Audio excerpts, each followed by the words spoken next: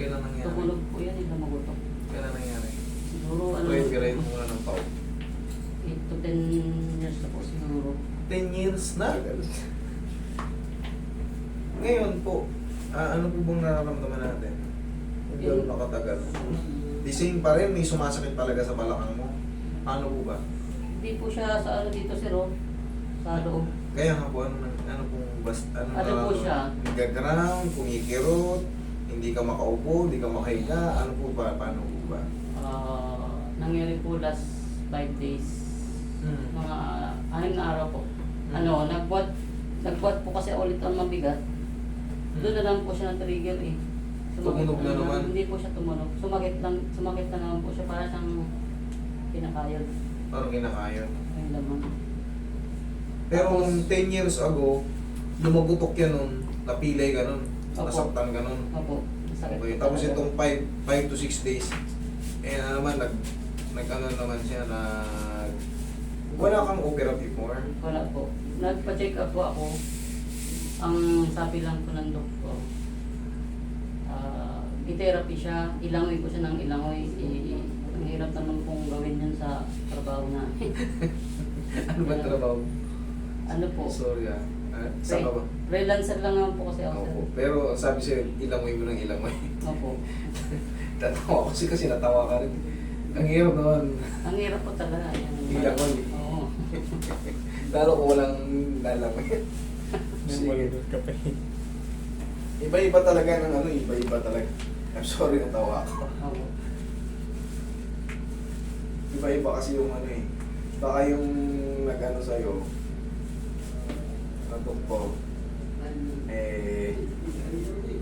kanya-kanya kasing expertise yan. Opo. Meron sa buto, meron sa baby, meron sa mga surgery lang talaga. Opo. Hindi na po bumalik na. Ano bang sakit niya dati? Dito po sa paa, na sprain sa basketball. Hindi naman lang yung tao na ano, Naku, Pampanga. Ang dami ritong taga-Pampanga na. Tayo ko, bossing. Hindi ko matatandaan yung bossing. Kasi sa sobrang dami taga-Pampanga pumunta rito. Pag ganito na ako. Paglag mo lang katawan mo sa akin, nakamula na pala na kung magtitigas sa katawan mo. Okay. Hindi ka mapatagil yan.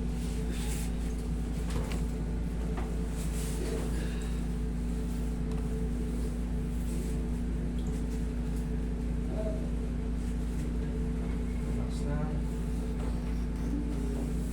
Gabi lang sa'yo.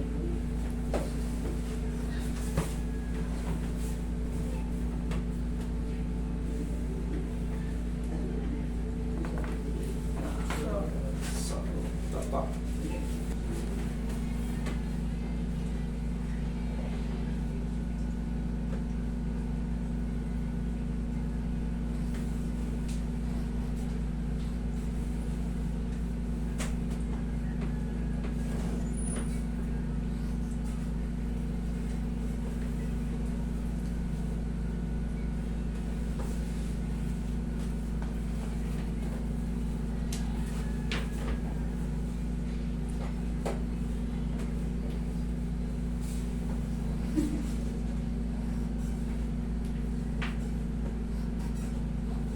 Yan lang.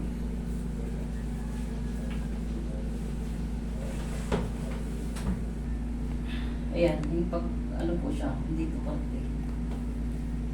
Pero hindi siya gagaya dati na mga tao. Yun ang gusto kong marinig. Ano na yan? Ayos na yan. May trauma na dyan, yung pagod na lang. Yung parang ngawit na, ay yung pinaka-trauma ng pinag-iwanan ng pilay. Kasi pagka masakit talaga ang balakang mo, kahit simpleng taas lang ng ganito. Madali po siyang ngawit.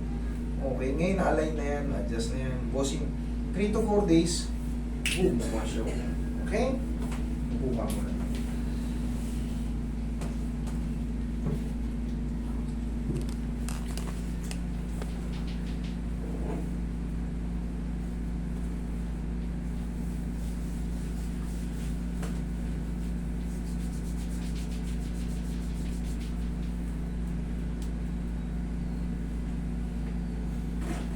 Ininuman ko lang po siya ng ano to eh.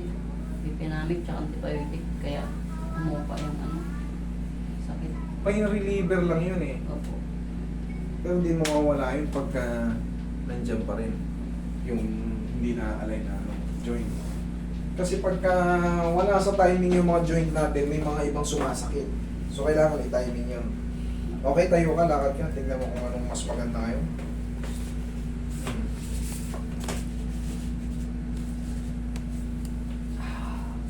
No. Medyo okay na po kasi tumalab yung ano. Adjustment o yung gamot. Kaya na. Ha. Ngayon, idol, 3 to 4 days, mas best feeling pa yan. Okay? Thank you so much.